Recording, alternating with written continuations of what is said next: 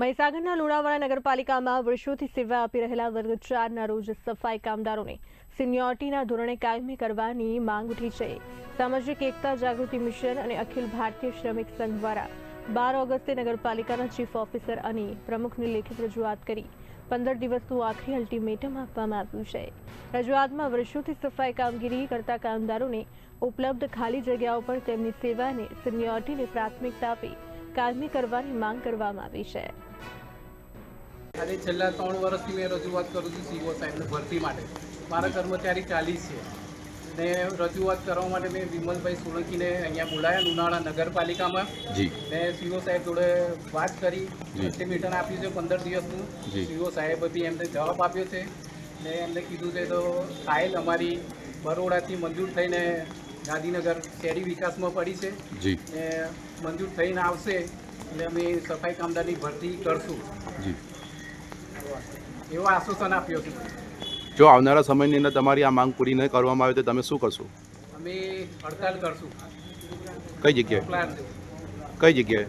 અહીંયા લુણાવાડા નગરપાલિકા સફાઈ કામદારની ઓફિસે। આજ રોજ લુણાવાડા નગરપાલિકામાં જે વર્ષોથી કામ કરતા સફાઈ કામદારોની રજૂઆત લઈ અમે નગરપાલિકાના ચીફ ઓફિસરશ્રીને અલ્ટિમેટમ પત્રક આપ્યું છે। અમારી મુખ્ય માંગણી એ છે કે આ સફાઈ કામદારો જે વર્ષોથી કામ કરે છે અને નગરપાલિકામાં સેટઅપમાં ઘણી બધી જગ્યાઓ પણ ખાલી છે, તો આ જગ્યાઓ પર આ કર્મચારીઓનો સમાવેશ કરવામાં આવે અને તેમજ તેમની સત્તાવાર દરખાસ્ત તૈયાર કરીને વડી કચેરીએ પ્રાદેશિક કમિશનર સાહેબને મોકલવામાં આવે તેવી અમારી મુખ્ય માંગણી લઈને અલ્ટિમેટમ પત્રક આજે સીઓ સાહેબને આપેલ છે। અને સીઓ સાહેબ સાથે અમારા મૌખિકમાં સાહેબે અમને દર્શાવ્યું છે કે અમારી જે મેકમ સુધારા કરવાની ફાઇલ અમે પ્રાદેશિક કમિશનરશ્રીને મોકલી હતી, તેથી પણ ફાઇલ પાસ થઈ ગાંધીનગર ખાતે શહેરી વિકાસ વિભાગમાં ગયેલ છે। ત્યાંથી પણ જો ટૂંક સમયમાં મંજૂર થઈને આવશે તો અમે આ કામદારોને આ જગ્યા પર સમાવેશ કરવા માટેની પ્રક્રિયા હાથ ધરવામાં આવશે અમારા તરફથી, તેવું અમને સાહેબશ્રીએ જણાવ્યું છે અને લેખિતમાં પણ અમને બાંહેધરી આપવાનું સાહેબશ્રીએ જણાવ્યું છે।